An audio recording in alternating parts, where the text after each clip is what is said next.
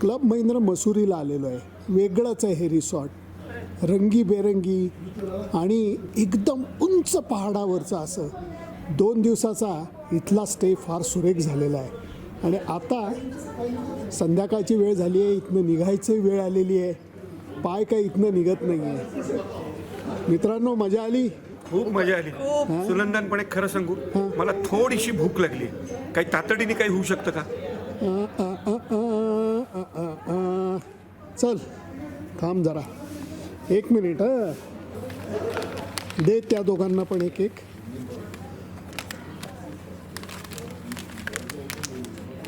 अरे पण मला एनर्जी बार नाही आवडत, खरं सांगतो. मला तर खूप आवडतो बाबा. एनर्जी बार नाही आहे हा. उघडा आणि खा आणि मग बोला. बापरे.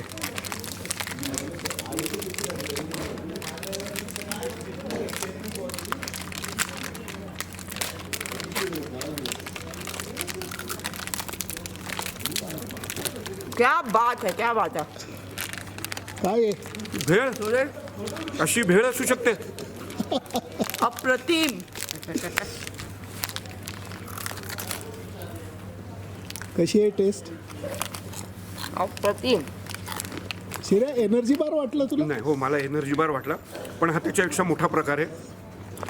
यांनी बाकी सर्व बार खाली होतील असा बार आहे हा. हा आहे चितळ्यांचा नवीन बिंज बार.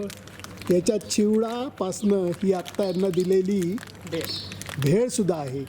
त्यामुळे जेव्हा कधी तुम्ही या अशा ठिकाणी जाल, सोबत बिंज बार बरोबर ठेवा. छोटंसं जेव्हा भूक लागते, छोटी भूक, त्यावेळेला दरवेळेला चितळ्यांची बाकरवडीच असायला पाहिजे असं नाही.